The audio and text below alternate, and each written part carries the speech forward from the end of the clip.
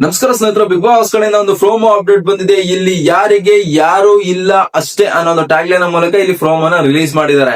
ಪ್ರೋಮೋದಲ್ಲಿ ರಕ್ಷಿತಾ ಶೆಟ್ಟಿ ಮೇಲೆ ಸಿಕ್ಕಾಪಟ್ಟೆ ಗರಂ ಆಗ್ತಾ ಇದ್ದಾರೆ ಸುದೀಪ್ ಸರ್. ಕೆಲವೊಂದು ನೀತಿ ಪಾಠಗಳನ್ನ ಮಾಡ್ತಾ ಇದ್ದಾರೆ. ಅಷ್ಟರ ಮಟ್ಟಿಗೆ ಸುದೀಪ್ ಸರ್ ರಕ್ಷಿತಾ ಮೇಲೆ ರೆಬಲ್ ಆಗೋದಕ್ಕೆ ಕಾರಣವಾದ್ರು ಏನು ಅಂತ ಕಂಪ್ಲೀಟ್ ಆಗಿ ಮಾತಾಡ್ತಾ ಹೋಗೋಣ. ಮೊದಲು ಯಾರೆಲ್ಲ ಫಸ್ಟ್ ಟೈಮ್ ಚಾನಲ್ ವಿಸಿಟ್ ಮಾಡ್ತಾ ಇದ್ದಾರೆ, ಚಾನಲ್ ಸಬ್ಸ್ಕ್ರೈಬ್ ಮಾಡ್ಕೊಂಡು ಬೆಲ್ ಐಕನ್ ಮೇಲೆ ಕ್ಲಿಕ್ ಮಾಡಿ. ಸ್ನೇಹಿತರೆ, ಶನಿವಾರ ನಡಿಬೇಕಾದಂತ ಕಿಚ್ಚನ ಪಂಚಾಯತಿ ಶೂಟಿಂಗ್ ಶುಕ್ರವಾರನೇ ಕಂಪ್ಲೀಟ್ ಆಗಿದೆ. ಸೊ ಈಗ ಕಿಚ್ಚನ ಪಂಚಾಯತಿ ಕಡೆಯಿಂದ ನಮಗೆ ಪ್ರೋಮೋನು ಸಹ ಬಂದಿದೆ. ಪ್ರೋಮೋದಲ್ಲಿ ಮೊದಲಿಗೆ ರಕ್ಷಿತಾ ಅವರಿಗೆ ಸುದೀಪ್ ಸರ್ ಒಂದು ಪ್ರಶ್ನೆಯನ್ನ ಕೇಳ್ತಾ ಇರೋದು ಏನು ಅಂದ್ರೆ, ರಕ್ಷಿತಾ ಅವರೇ, ನಿಮ್ಗೆ ಗಿಲ್ಲಿ ಮತ್ತೆ ರಘುವರ ಜೊತೆಯಲ್ಲಿ ಮನೆಯಲ್ಲಿ ಯಾರಾದ್ರೂ ಕ್ಲೋಸ್ ಆದ್ರೆ ಇಷ್ಟ ಆಗೋದಿಲ್ಲ ಯಾಕೆ ಅನ್ನೋ ತರ ಪ್ರಶ್ನೆ ಮಾಡ್ತಾ ಇದಾರೆ. ಅಂಡ್ ಇಲ್ಲಿ ನಮ್ಗೆ ಪ್ರೋಮೋದಲ್ಲಿ ಏನು ಈ ಒಂದು ವಾರ ಪ್ರೀವಿಯಸ್ ಆಗಿ ನಡೆದಿತ್ತಲ್ಲ, ವಿಟಿನ ಸಹ ಪ್ಲೇ ಮಾಡೋ ತರ ತೋರಿಸ್ತಾ ಇದಾರೆ. ಅದೇನು ಅಂದ್ರೆ, ರಕ್ಷಿತಾ ಅವರು ಗಾರ್ಡನ್ ಏರಿಯಾದಲ್ಲಿ ಕುಳಿತುಕೊಂಡಿರ್ಬೇಕಾದ್ರೆ ಗಿಲ್ಲಿ ಜೊತೆಲಿ ಮಾತಾಡ್ಬೇಕು ಅಂತ ಅಲ್ಲಿದ್ದಂತ ಬೀನ್ ಬ್ಯಾಗ್ಸ್ ಗಳನ್ನ ತೆಗೆದುಕೊಂಡೋಗಿ ದೂರ ಇಟ್ಟಿ ಸನ್ನಿವೇಶ ಆಗಿರ್ಬೋದು.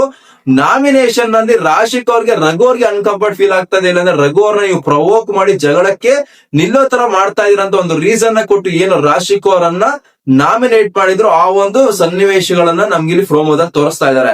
ಸೊ ಯಾಕೆ ಇಲ್ಲಿ ಸುದೀಪ್ ಸರ್ ಇಷ್ಟರ ಮಟ್ಟಿಗೆ ರಕ್ಷಿತಾ ಮೇಲೆ ರೆಬಲ್ ಆಗ್ತಾ ಇದಾರೆ ಪ್ರಶ್ನೆ ಮಾಡ್ತಾ ಇದಾರೆ ಅಂದ್ರೆ, ಗಿಲ್ಲಿ ವಿಚಾರದಲ್ಲಿ ಏನು ಬೀನ್ ಬ್ಯಾಗ್ಸ್ ತೆಗೆದುಕೊಂಡೋಗಿ ದೂರ ಇಟ್ರು ಅದು ಪ್ರಾಬ್ಲಮ್ ಆಗೋದಿಲ್ಲ, ಒಂದು ಪೊಸೆಸಿವ್ನೆಸ್ ತರ ಇಲ್ಲಾಂದ್ರೆ ಸ್ವಲ್ಪ ಕಾಮಿಡಿ ತರನೇ ಕಾಣುತ್ತೆ. ಬಟ್ ನಾಮಿನೇಷನ್ ವಿಚಾರ ಅಂತ ಬಂದಾಗ ಬಿಗ್ ಬಾಸ್ ಮನೆ ಜರ್ನಿಯನ್ನ ಎಂಡ್ ಮಾಡಿಸುವಂತ ಒಂದು ಪ್ರೋಸೆಸ್, ಆ ಒಂದು ವಿಚಾರದಲ್ಲಿ ರೀಸನ್ ಕೊಡ್ಬೇಕಾದ್ರೆ ಸ್ವಲ್ಪ ವ್ಯಾಲಿಡ್ ಆಗಿರೋಂತ ರೀಸನ್ ಕೊಡಬೇಕು, ನಿಮ್ಮ ವೈಯಕ್ತಿಕ ರೀಸನ್ ಕೊಡಬೇಕು. ಬೇರೆ ಯಾವುದೋ ಕಂಟೆಸ್ಟೆಂಟ್ ನ ಮನಸ್ಸಲ್ಲಿ ಈ ತರ ಇದೆ ಅಂತ ನೀವು ಊಹೆ ಮಾಡ್ಕೊಂಡು ರೀಸನ್ ಕೊಡೋದು ತಪ್ಪಾಗುತ್ತೆ ಅನ್ನೋ ಉದ್ದೇಶಕ್ಕೆ ಇಲ್ಲಿ ರಕ್ಷಿತಾ ಶೆಟ್ಟಿ ಅವರಿಗೆ ಸಿಕ್ಕಾಪಟ್ಟೆ ಸ್ಟ್ರಾಂಗ್ ಆಗಿ ಕ್ಲಾಸ್ ತಗೊಳ್ತಾ ಇದ್ದಾರೆ. ಸೊ ಮುಂದುವರೆದ ಭಾಗದಂತೆ ಸುದೀಪ್ ಸರ್ ಇಲ್ಲಿ ಸಿಕ್ಕಾಪಟ್ಟೆ ಗರಂ ಆಗಿದ್ದಾರೆ. ಅವರೊಂದು ಎಕ್ಸ್ಪ್ರೆಷನ್ ಅಲ್ಲಿ ಆಗಿರ್ಬೋದು, ಮಾತಾಡ್ತಾರಂತ ರೀತಿಯಲ್ಲಿ ಕ್ಲಿಯರ್ ಆಗಿ ಅರ್ಥ ಆಗ್ತಾ ಇದೆ. ಏನ್ ಹೇಳ್ತಾ ಇದಾರೆ ಅಂದ್ರೆ, ಸಂಬಂಧನ ಇಟ್ಟುಕೊಂಡು ನಾವು ಮನೇನ ನರ್ಕ ಮಾಡ್ತೀವಿ ಅಂತ ಹೊರಟ್ರೆ ನಿಮಗೆ ಒಂದು 2 ಪಾಯಿಂಟ್ಸ್ ಹೇಳ್ತೀನಿ ನಾನು. ಒಂದೇನಪ್ಪಾ ಅಂದ್ರೆ, ಇಲ್ಲಿ ಸಂಬಂಧ ಅನ್ನೋದು ಶಾಶ್ವತ ಅಲ್ಲ. ಬಿಗ್ ಬಾಸ್ ಮನೆಯಲ್ಲಿ ಸಂಬಂಧ ಅನ್ನೋದು ಶಾಶ್ವತ ಆಗಿರೋದಿಲ್ಲ. ಈ ಒಂದು 105 ಇಲ್ಲಾಂದ್ರೆ 110 ದಿನಗಳ ಆಟ ಮುಗಿದಾದ್ಮೇಲೆ ನೀವೆಲ್ಲ ಸಹ ಹೊರಗಡೆ ಬರ್ತೀರಾ, ನಿಮ್ಮ ವೈಯಕ್ತಿಕ ಜೀವನದಲ್ಲಿ ನೀವೆಲ್ಲ ಸಹ ತೊಡಗಿಸ್ಕೊಳ್ತೀರಾ.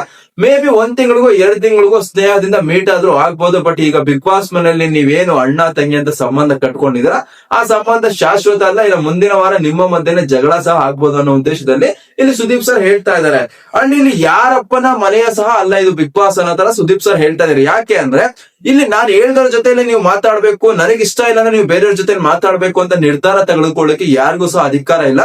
ಬಿಗ್ ಬಾಸ್ ಮನೆಯಲ್ಲಿರುವಂತ ಎಲ್ಲಾ ಕಂಟೆಸ್ಟೆಂಟ್ಸ್ ಯಾರ ಜೊತೆ ಬೇಕಾದ್ರೂ ಮಾತಾಡೋದಕ್ಕಾಗಿರ್ಬೋದು, ಎಲ್ಲಿ ಬೇಕಾದ್ರೂ ಕುತ್ಕೊಳ್ಳೋಕಾಗಿರ್ಬೋದು ಅಧಿಕಾರ ಇದೆ ಅನ್ನೋ ತರ ಇಲ್ಲಿ ಸುದೀಪ್ ಸರ್ ಹೇಳ್ತಾ ಇದ್ದಾರೆ. ಅಂಡ್ ಇಲ್ಲಿ ರಕ್ಷಿತಾ ಶೆಟ್ಟಿ ಅವರಿಗೆ ಒಂದು ಪ್ರಶ್ನೆ ಸಹ ಕೇಳ್ತಾ ಇರೋದು ಅದೇನು ಅಂದ್ರೆ, ನಿಮ್ಮ 3 ಜನರಲ್ಲಿ ಯಾರಾದ್ರೂ ಒಬ್ರು ವಿನ್ನರ್ ಆಗ್ಬೇಕಂದ್ರೆ ಯಾರು ಆಗ್ಬೇಕು ಅಂತ ನೀವು ಚೂಸ್ ಮಾಡ್ತೀರಾ ರಕ್ಷಿತಾ ಶೆಟ್ಟಿ ಅನ್ನೋ ತರ ಪ್ರಶ್ನೆ ಮಾಡ್ತಾ ಇದಾರೆ. ಇಲ್ಲಿ ರಕ್ಷಿತಾ ಶೆಟ್ಟಿ ಅವರು ಯಾಕೆ ಸ್ವಲ್ಪ ರಾಂಗ್ ಆಗಿ ಕಾಣಿಸ್ತಾ ಇಲ್ಲ, ರಕ್ಷಿತಾ ಶೆಟ್ಟಿ ಅವ್ರಿಗೆ ಇಷ್ಟರ ಮಟ್ಟಿಗೆ ಕ್ಲಾಸ್ ತಗೊಳೋದಕ್ಕೆ ಕಾರಣ ಏನು ಅಂದ್ರೆ, ಇಲ್ಲಿ ರಕ್ಷಿತಾ ಶೆಟ್ಟಿ ಕಡೆಯಿಂದ ಉತ್ತರ ಬರುತ್ತೆ. ಅದೇನು ಅಂದ್ರೆ, ಫಸ್ಟ್ ನಾನು ಅಂತ ಹೇಳ್ತಾರೆ. ಇಲ್ಲಿ ಜನರೆಲ್ಲ ಕೇಕೆ ಹಾಕ್ತಾರೆ, ಸೌಂಡ್ ಸಹ ಬರುತ್ತೆ. ಗಿಲ್ಲಿ ಸ್ಮೈಲ್ ಮಾಡ್ತಾ ಇದಾರೆ, ರಘು ಸಿಕ್ಕಾಪಟ್ಟೆ ಸೈಲೆಂಟ್ ಆಗಿ ಕೂತ್ಕೊಂಡಿದ್ದಾರೆ. ಅಂಡ್ ಸುದೀಪ್ ಸರ್ ಕ್ಲಾಪ್ಸ್ ಹೊಡಿತಾ ಇದಾರೆ. ವಾವ್ ಇದೇ ಬೇಕಾಯ್ತು ಆನ್ಸರ್ ನನಗೆ ಅನ್ನೋ ತರ ಇಲ್ಲಿ ಕ್ಲಾಪ್ಸ್ ಸಹ ಹೊಡಿತಾ ಇದಾರೆ. ಸೊ ಇಲ್ಲಿ ಸುದೀಪ್ ಸರ್ ಹೇಳ್ತಾ ಇದಾರೆ, ಎಲ್ಲಾ ಸಂಬಂಧ ಕೊಟ್ಕೊಂಡಿದೀರಿ, ನನ್ನ ಅಣ್ಣ ನನ್ನ ತಂಗಿ ಅಂತ, ಈಗ ಬಾಗ್ ಓಪನ್ ಆಗುತ್ತೆ, ಎಲ್ಲರೂ ಸಹ ಬಿಗ್ ಬಾಸ್ ಮನೆಯಿಂದ ಹಿಂಗ್ ಹೊರಗಡೆ ಹೋಗ್ತೀರಾ ಅನ್ನೋ ತರ ಇಲ್ಲಿ ಸುದೀಪ್ ಸರ್ ಹೇಳ್ತಾ ಇದಾರೆ. ಸೊ ಇಲ್ಲಿ ಪ್ರೋಮೋದಲ್ಲಿ ರಕ್ಷಿತಾ ಶೆಟ್ಟಿ ತಪ್ಪು ಮಾಡಿದಾರ, ಇಲ್ಲ ರಕ್ಷಿತಾ ಶೆಟ್ಟಿ ಕಡೆಯಿಂದ ತಪ್ಪಾಗಿದೆ ಅಂತ ಯಾವ ತರ ಕಾಣಿಸುತ್ತೆ ಅಂದ್ರೆ, ರಕ್ಷಿತಾ ಶೆಟ್ಟಿ ಅಭಿಮಾನಿಗಳಿಗೆ ರಕ್ಷಿತಾ ಶೆಟ್ಟಿ ಅವ್ರು ಏನ್ ಮಾಡಿದ್ರು ತಪ್ಪಾಗಿ ಕಾಣೋದಿಲ್ಲ. ಬಟ್ ಜನರಲ್ ಆಗಿ ನೋಡುವಂತ ಆಡಿಯನ್ಸ್ಗೆ ಈಗ ಬಿಗ್ ಬಾಸ್ ಮನೆಯಲ್ಲಿ ರಘುವಣ್ಣಂಗೆ ಇಷ್ಟ ಆಗ್ತಾ ಇಲ್ಲ, ರಘುವಣ್ಣಂಗೆ ಅನ್ಕಂಫರ್ಟ್ ಫೀಲ್ ಆಗ್ತಾ ಇದೆ ಅಂತ ಏನೋ ರಕ್ಷಿತಾ ಶೆಟ್ಟಿ ಅವ್ರು ಪಾಯಿಂಟ್ ಔಟ್ ಮಾಡ್ತಾರೆ. ಇಲ್ಲ ಗಿಲ್ಲಿ ಅವ್ರಿಗೆ ಸ್ವಲ್ಪ ಬೇಜಾರಾಗ್ತಾ ಇದೆ, ಇಲ್ಲ ಗಿಲ್ಲಿ ಅವ್ರ ವಿಚಾರದಲ್ಲಿ ಬೇರೆ ಕಂಟೆಸ್ಟೆಂಟ್ ಮಾತಾಡಬಾರ್ದು ಅನ್ನೋದನ್ನ ರಕ್ಷಿತಾ ಶೆಟ್ಟಿ ಅವ್ರು ಪಾಯಿಂಟ್ ಔಟ್ ಮಾತಾಡ್ತಾರೆ, ಇಲ್ಲ ಮಾತಾಡ್ತಾರೆ ಅಂದಾಗ ಗಿಲ್ಲಿ ಅಥವಾ ರಘು ಅಣ್ಣ ವಿನ್ ಆಗಿ ನನಗಿಂತ ಅವ್ರು ಡಿಸರ್ವ್ ಇದಾರೆ ಅನ್ನೋ ತರ ರಕ್ಷಿತಾ ಶೆಟ್ಟಿ ಬಾಯಿನಿಂದ ಆನ್ಸರ್ ಬರ್ಬೇಕಲ್ವಾ.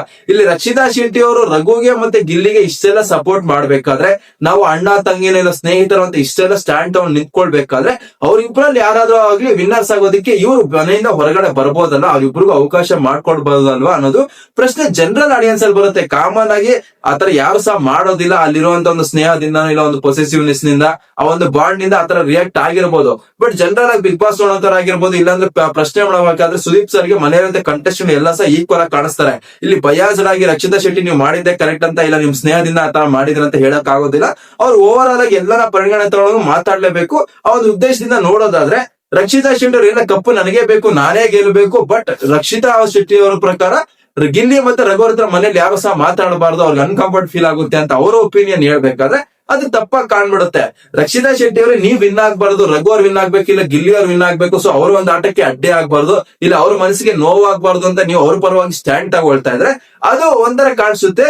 ನೀವು ಅವ್ರಿಗೆ ಯಾರು ಸಹ ಮಾತಾಡ್ಲೇಬಾರ್ದು, ಅವ್ರ ಪರವಾಗಿ ನಾನು ಸ್ಟ್ಯಾಂಡ್ ತಗೋತೀನಿ, ಬಟ್ ಅವ್ರು ವಿನ್ ಆಗ್ಬಾರ್ದು ನಾನ್ ವಿನ್ ಆಗ್ಬೇಕು ಅಂದಾಗ ಅದು ಬೇರೆ ರೀತಿ ಕಾಣಿಸುತ್ತೆ ಅನ್ನೋದು ಇಲ್ಲಿ ಒಂದು ಪ್ರಶ್ನೆಯಾಗಿ ಉಳ್ಕೊಳ್ಳುತ್ತೆ. ಸೊ ಸದ್ಯಕ್ಕಾದ್ರೆ ಫ್ರೋಮೋದಲ್ಲಿ ಸಿಕ್ಕಾಪಟ್ಟೆ ಗರಂ ಆಗಿದ್ದಾರೆ. ನಮ್ಗೆ ಇಷ್ಟು ದಿನಗಳ ಕಾಲ ಫ್ರೋಮೋದಲ್ಲಿ ಕೆಲವೊಂದು ತುಣುಕುಗಳನ್ನ ಆಗ್ತಾ ಇದ್ರೆ ಅಲ್ಲಲ್ಲಿ ಓಕೆ ಪ್ರಶ್ನೆ ಮಾಡಿರತ್ರ, ಬಟ್ ಫ್ರೋಮೋನ ಪ್ರಾರಂಭದಿಂದಲೂ ಸಹ ನಾವು ಸುದೀಪ್ ಸರ್ ಎಕ್ಸ್ಪ್ರೆಷನ್ ನೋಡ್ಕೊಂಡ್ರೆ ರಕ್ಷಿತಾ ಶೆಟ್ಟಿ ಅವರ ನಾಮಿನೇಷನ್ ವಿಚಾರದಲ್ಲಿ ಏನು ರಾಶಿಕಾ ಅವರಿಗೆ ನಾಮಿನೇಟ್ ಮಾಡಿ ಕೊಟ್ಟಂತ ರೀಸನ್ ಇದೆ, ಅದರ ವಿಚಾರದಲ್ಲಿ ಸ್ವಲ್ಪ ಡಿಸಪಾಯಿಂಟ್ ಇದಾರೆ, ಸ್ವಲ್ಪ ಕೋಪನ ಸಹ ಮಾಡ್ಕೊಂಡಿದ್ದಾರೆ ಅಂತ ಹೇಳ್ಬೋದು. ಇಲ್ಲಿ ಗಿಲ್ಲಿ ಹತ್ರನೋ ಇಲ್ಲ ಅಂದ್ರೆ ಏನೋ ರಘು ಅವ್ರ ಹತ್ರ ರಕ್ಷಿತಾ ಶೆಟ್ಟಿ ಅವ್ರು ಕ್ಲೋಸ್ ಆಗಿರೋದು ಸುದೀಪ್ ಸರ್ಗ್ ಆಗಿರ್ಬೋದು, ಇಲ್ಲಾಂದ್ರೆ ಜನರಲ್ ಆಗಿ ಬಿಗ್ ಬಾಸ್ ನೋಡುವಂತ ಆಡಿಯನ್ಸ್ ಗೆ ಯಾರಿಗೂ ಸಹ ಪ್ರಾಬ್ಲಮ್ ಇರೋದಿಲ್ಲ. ಅದೇನೆ ಸಿಕ್ಕಾಪಟ್ಟೆ ಕ್ಯೂಟ್ ಆಗಿ ಕಾಣಿಸೋದು, ಸ್ವಲ್ಪ ಫನ್ನಿ ಆಗಿ ಕಾಣಿಸುತ್ತೆ, ಕ್ಯೂಟ್ ಆಗಿ ಕಾಣಿಸುತ್ತೆ, ನೋಡುವಂತ ವೀಕ್ಷಕರು ಸಹ ಎಂಟರ್ಟೈನ್ಮೆಂಟ್ ಆಗಿರುತ್ತೆ. ಬಟ್ ನಾಮಿನೇಷನ್ ಪ್ರೋಸೆಸ್ ಅಂತ ಬಂದಾಗ ಒಬ್ಬರ ಬಿಗ್ ಬಾಸ್ ಜರ್ನಿಯನ್ನ ಎಂಡ್ ಮಾಡುವಂತ ಪ್ರೋಸೆಸ್, ಆ ಒಂದು ಪ್ರೋಸೆಸ್ ನಲ್ಲಿ ಇನ್ ಕೇಸ್ ಏನಾದ್ರು ವ್ಯಾಲಿಡ್ ಇಲ್ಲದೆ ಇರೋಂತ ಒಂದು ರೀಸನ್ ನ ಕೊಟ್ಟು ಒಬ್ಬ ಕಂಟೆಸ್ಟೆಂಟ್ ನ ನಾಮಿನೇಟ್ ಮಾಡಿ ಆ ಕಂಟೆಸ್ಟ್ ಬಿಗ್ ಬಾಸ್ ಮನೆಯಿಂದ ಎಲಿಮಿನೇಷನ್ ಹೊರಗಡೆ ಬಂದಾಗ ಎಷ್ಟು ಅನ್ಡಿಸರ್ವ್ ಅನ್ಸುತ್ತೆ. ಯಾರೋ ಒಬ್ಬರ ಒಂದು 5 ನಿಮಿಷದ ಬುದ್ಧಿ ಇಲ್ಲದ ಒಂದು ಆನ್ಸರ್ ನಿಂದಾಗಿ, ಬುದ್ಧಿ ಇಲ್ಲದ ಒಂದು ರೀಸನ್ ನಿಂದಾಗಿ ಈ ತರ ಆಗೋಯ್ತಲ್ಲ ಅನ್ನೋದು ಬಾಧೆ ಆ ಕಂಟೆಸ್ಟೆಂಟ್ ನಲ್ಲೂ ಇರುತ್ತೆ, ಬಿಗ್ ಬಾಸ್ ವೀಕ್ಷಕರ ಸಹ ಇರುತ್ತೆ. ಸೊ ಅದೇ ವಿಚಾರಕ್ಕೆ ಇಲ್ಲಿ ಇಷ್ಟರ ಮಟ್ಟಿಗೆ ಸ್ಟ್ರಾಂಗ್ ಆಗಿರುವಂತ ಕ್ಲಾಸ್ ತಗೊಳ್ತಾ ಇದ್ದಾರೆ. ಇನ್ನೇನ್ ಬಿಗ್ ಬಾಸ್ ಸೀಸನ್ ಮುಕ್ತಾಯವಾಗ್ತಾನೆ ಬರ್ತಾ ಇದೆ, ಇಲ್ಲಿವರೆಗೂ ಸಹ ನಿಮ್ಮ ನಾಮಿನೇಷನ್ ಪ್ರೋಸೆಸ್ ನ ಒಂದು ತೀವ್ರತೆ ಗೊತ್ತಿಲ್ಲ, ಎಷ್ಟು ತೀವ್ರವಾಗಿರುತ್ತೆ ನಾಮಿನೇಷನ್ ಪ್ರೋಸೆಸ್ ಅನ್ನೋದು, ಅದರ ಬಗ್ಗೆ ನೀವು ಎಷ್ಟು ಸಿಲ್ಲಿಯಾಗಿ ರೀಸನ್ ಕೊಡ್ತಾ ಇದ್ರ ಅನ್ನೋದು ಇಲ್ಲಿ ಸುದೀಪ್ ಸರ್ ನ ವಾದ ಆಗಿರುತ್ತೆ. ಯಾಕಂದ್ರೆ ಕಳೆದ ಕಿಚನ ಪಂಚಾಯತಿ ಎಂಡಿಂಗ್ ನಲ್ಲೂ ಸಹ ಸುದೀಪ್ ಸರ್ ಹೇಳ್ತಾ ಇದ್ದಾರೆ ಅದೇನು ಅಂದ್ರೆ ನಾಮಿನೇಷನ್ ವಿಚಾರದಲ್ಲಿ ಸ್ವಲ್ಪ ಯೋಚನೆ ಮಾಡಿ 14ನೇ ವಾರ ಮುಕ್ತಾಯ ಆದ್ರೂ ಸಹ ಕೆಲವೊಬ್ರು ನಾಮಿನೇಷನ್ ಕೊಡ್ತಾರಂತ ರೀಸನ್ ಗಳು ಸರಿಯಾದಂತ ರೀತಿಯಲ್ಲಿ ಇಲ್ಲ ಅಂತ ಹೇಳಿದ್ರು. ಅದೇ ವಿಚಾರವನ್ನು ಮತ್ತೆ ಪುನರಾವರ್ತನೆ ಮಾಡಿದಾಗ ಸುದೀಪ್ ಸರ್ಗೆ 100% ಕೋಪ ಬಂದಿದೆ. ಇಲ್ಲಿ ಸುದೀಪ್ ಸರ್ ಹೇಳ್ತಾರಂತ ಮಾತುಗಳಾಗಿರ್ಬೋದು, ಇಲ್ಲ ಅಂದ್ರೆ ಸುದೀಪ್ ಸರ್ ಮಾತಾಡ್ತಾರಂತ ರೀತಿ ಆಗಿರ್ಬೋದು, ತುಂಬಾ ಬಯಾಸ್ಡ್ ಆಗಿದ್ದಾರೆ. ರಕ್ಷಿತಾ ಶೆಟ್ಟಿನ ಟಾರ್ಗೆಟ್ ಮಾಡ್ತಾನೆ ಅಂತ ಹೇಳಕ್ ಆಗೋದಿಲ್ಲ. ಯಾಕಂದ್ರೆ ರಕ್ಷಿತಾ ಶೆಟ್ಟಿ ಅವರು ಈ ಒಂದು ವಾರ ಬಿಗ್ ಬಾಸ್ ಮೇಲೆ ನಡ್ಕೊಂಡ ರೀತಿ ಅಂತಾನೆ ಆತರ ಇದೆ. ಈಗ ರಕ್ಷಿತಾ ಶೆಟ್ಟಿ ಅವರಿಗೆ ಸಿಕ್ಕಾಪಟ್ಟೆ ಸಪೋರ್ಟ್ ಸಿಗ್ತಾ ಇದೆ, ಬೆಂಬಲ ಸಿಗ್ತಾ ಇದೆ ಹೊರಗಡೆ. ಬಟ್ ಒಳಗಡೆ ಅವರ ಗೇಮ್ ಅನ್ನ ಇಂಡಿವಿಜುವಲ್ ಆಗಿ ಅವ್ರು ಆಡಿ ಗಿಲ್ಲಿ ವಿರುದ್ಧವಾಗೋ ಇಲ್ಲ ರಘು ವಿರುದ್ಧವಾಗಿ ಇಲ್ಲ ಮನೇಲಿರುತ್ತೆ ಎಲ್ಲಾ contestants competitor. End of the day Rakshita Shetty ಅವರು ಬಿಗ್ ಬಾಸ್ ಮನೆಗೆ ಹೋಗಿರೋದು ಅವರು ಟೈಟಲ್ ವಿನ್ನರ್ ಆಗೋದಕ್ಕೆ, ಅವರು ಒಂದು ವಿನ್ನಿಂಗ್ ಟೈಟಲ್ ತಗೊಂಡು ಹೊರಗಡೆ ಬರೋದಕ್ಕೆ. ಅಲ್ಲೋಗ್ಬಿಟ್ಟು ಬೇರೆ ಕಂಟೆಸ್ಟೆಂಟ್ ವಿಚಾರದಲ್ಲಿ ನಾನು ಪೊಸೆಸಿವ್ ಫೀಲ್ ಆಗ್ತೀನಿ, ಇಲ್ಲ ಬೇರೆ ಕಂಟೆಸ್ಟೆಂಟ್ ಆಟವನ್ನ ನಾನೇ ಆಡ್ತೀನಿ ಅಂತ ಹೇಳಿದಾಗ ರಕ್ಷಿತಾ ಶೆಟ್ಟಿಯನ್ನ ಇಷ್ಟಪಡುವಂತ ಅಭಿಮಾನಿಗಳು ಸಹ ಯಾಕೆ ರಕ್ಷಿತಾ ಶೆಟ್ಟಿ ಈ ತರ ಮಾಡ್ತಾ ಇದ್ದಾರೆ, ಅವ್ರ ಕಾಂಪಿಟೇಟರ್ ಜೊತೆಗೆ ಕಾಂಪೀಟ್ ಮಾಡೋದ್ರ ಬದಲಾಗಿ ಅಲ್ಲಿ ಕುತ್ಕೊಂಡು ಎಲ್ಲೋ ಒಂಥರ ರೆಸಾರ್ಟ್ ನಲ್ಲಿ ಇದ್ದಂಗೆ ಹರಟೆ ಹೊಡಿತಾ ಇದೆ, ಸರಿಯಾದಂತ ರೀತಿಯಲ್ಲಿ ಇಲ್ಲೋ ನನ್ನ ಭಾವನೆ ಬಂದೇ ಬರುತ್ತೆ. ಸೊ ಅದೇ ವಿಚಾರಕ್ಕೆ ಇಲ್ಲಿ ಕ್ಲಾಸ್ ತಗೊಳ್ತಾ ಇದ್ದಾರೆ. ಅಂಡ್ ಇವತ್ತಿನ ಕಿಚ್ಚನ ಪಂಚಾಯತ್ ಏನ್ ಸಂಡೇ ಕಂಪ್ಲೀಟ್ ಆಗುತ್ತೆ, ಸಂಡೇ ಕಂಪ್ಲೀಟ್ ಆಗಿದ ತಕ್ಷಣ ವೋಟಿಂಗ್ ಪೋಲ್ಸ್ ಸಹ ಓಪನ್ ಆಗುತ್ತೆ. ಸೊ ಸಾಟರ್ಡೆ ಮತ್ತೆ ಸಂಡೇ ನಡೆಯುವಂತ ಕಿಚ್ಚನ ಪಂಚಾಯತ್ ಕೆಲವೊಂದು ಮಾತುಗಳಾಗಿರ್ಬೋದು, ಕೆಲವರನ್ನ ಕೆಲವು ದೃಷ್ಟಿಕೋನದಿಂದ ನೋಡುವಂತ ರೀತಿ ಆಗಿರ್ಬೋದು, ಸಿಕ್ಕಾಪಟ್ಟೆ ವೋಟಿಂಗ್ ಲೈನ್ಸ್ ಮೇಲೆ ಪ್ರಭಾವ ಬೀರುತ್ತೆ. ಯಾಕೆಂದ್ರೆ ಸಂಡೇ ನೈಟ್ ವೋಟಿಂಗ್ ಲೈನ್ ಪ್ರಾರಂಭವಾಗೋದ್ರಿಂದ ಇಲ್ಲಿ ಕಿಚ್ಚನ ಪಂಚಾಯತಿಯಲ್ಲಿ ಯಾರು ಸ್ವಲ್ಪ ಡೌನ್ ಆಗಿ ಕಾಣಿಸ್ತಾರೆ ಅವ್ರಿಗೆ ವೋಟಿಂಗ್ ಪರ್ಸೆಂಟೇಜ್ ಅನ್ನೋದು ಕಮ್ಮಿ ಆಗೋ ಸಾಧ್ಯತೆ ಸಹ ಇರುತ್ತೆ. ಸೊ ಸದ್ಯಕಾಲ ರಿಲೀಸ್ ಆಗಿರುವಂತಹ ಪ್ರೋಮೋದಲ್ಲಿ ಸುದೀಪ್ ಸರ್ ರಕ್ಷಿತಾ ಅವ್ರ ಮೇಲೆ ಸಿಕ್ಕಾಪಟ್ಟೆ ಗರಂ ಆಗಿದ್ದಾರೆ. ಸೊ ಬಿಗ್ ಬಾಸ್ ನ ಕಿಚ್ಚನ ಪಂಚಾಯತಿ ವಿಚಾರವಾಗಿ ಕೆಲವೊಂದು ಅಪ್ಡೇಟ್ಸ್ ಇದೆ, ಅದ್ರ ಕುರಿತಾಗಿ ಸಹ ನನ್ನ ಕಡೆಯಿಂದ ವಿಡಿಯೋ ಬರುತ್ತೆ. ಮಿಸ್ ಮಾಡಿದ್ರೆ ಚಾನಲ್ಗೆ ಸಬ್ಸ್ಕ್ರೈಬ್ ಮಾಡ್ಕೊಳ್ಳಿ ಅಂತ ಹೇಳ್ತಾ ತಮ್ಗೆಲ್ಲರಿಗೂ ಥ್ಯಾಂಕ್ ಯು, ಧನ್ಯವಾದಗಳು.